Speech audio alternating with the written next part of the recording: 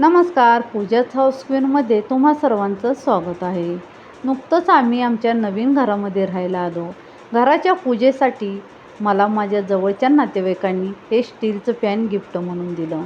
तर म्हटलं आपण ह्या पॅनमध्ये आज आपण रव्याचा शिरा बनवायला घेऊयात आणि तुमच्याशी तो व्हिडिओ शेअरही करूयात. एक विनंती आहे, जर माझ्या रेसिपीज तुम्हाला पाहायला आवडत असतील तर पूजाच हाऊस क्वीनला सबस्क्राईब करा.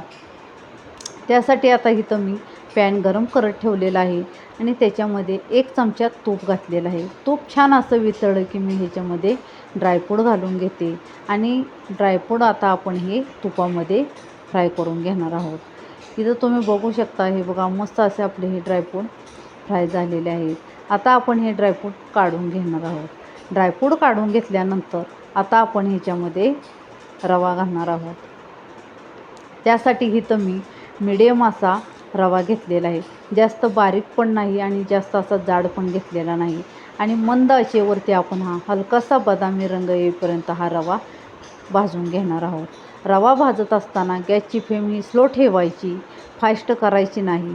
आणि छान असा आपण आता हा रवा भाजून घेणार आहोत. इथं तुम्ही बघू शकताय मस्त असा आपला हा रवा भाजत आलेला आहे. त्यानंतर आता आपण हा रवा काढून घेणार आहोत. रवा काढून घेतल्यानंतर ज्या वाटीने आपण रवा घेतला त्याच वाटीने आपण 1.5 वाटी पाणी आणि अर्धी वाटी दूध घेतलेलं आहे. दूध घातल्यामुळे छान असा शिरा टेस्टी लागतो आणि खायला खूप छान असं लहान मुलंही आवडीने खातील असा हा शिरा तयार होतो. त्यानंतर आता आपण ही छान असं हलवून घेतलेलं आहे आणि ज्या वाटीने आपण रवा घेतला त्याच वाटीने 1 वाटी साखर घातलेली आहे. साखरेचं प्रमाण तुम्ही तुमच्या आवडीनुसार कमी जास्त करू शकता. आता आपण ही छान अशी साखर पूर्ण अशी विरघळून घेणार आहोत. इथं तुम्ही बघू शकताय मस्त अशी साखर ही विरघळलेली आहे. त्यानंतर आता ह्याला छान अशी आपण ही उकळी पण काढून घेणार आहोत.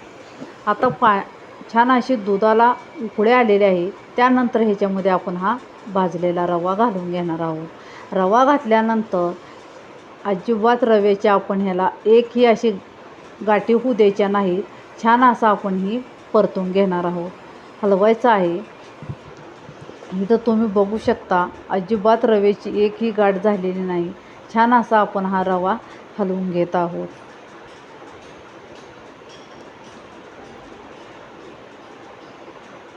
त्यानंतर रवा छान असा हलवून घेतल्यानंतर झाकण लावून आपण 1-2 मिनिट वाफ काढून घेणार आहोत.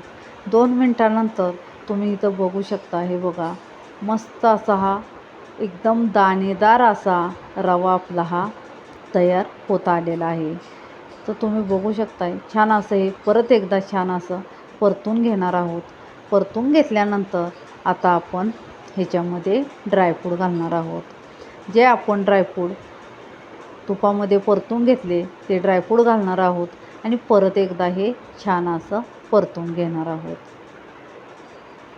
तुम्ही बघू शकता, हे बघा मस्त असा रंग पण आलेला आहे. आणि त्यानंतर अर्धा चमचा मी इथं वेलची पूड घालते आणि वेलची पूड घातल्यानंतर हे परत एकदा छान असं परतून घेणार आहोत.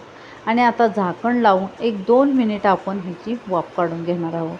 2 मिनिटानंतर तुम्ही बघू शकता मस्त असा आपला हा रव्याचा शिरा तयार झालेला आहे. एकदम असा हलका फुलका आणि मोकळा हा शिरा तयार झालेला आहे. एकदम असा चिकटही झालेला नाही, मस्त असा मोकळा झालेला आहे. गॅस बंद केलेला आहे आणि आपला हा रव्याचा शिरा तयार झालेला आहे. कशी वाटली तुम्हाला ही रेसिपी नक्की मला कमेंट्स बॉक्समध्ये सांगा. आवडल्यास चॅनलला लाईक करा, सबस्क्राईब करा. धन्यवाद.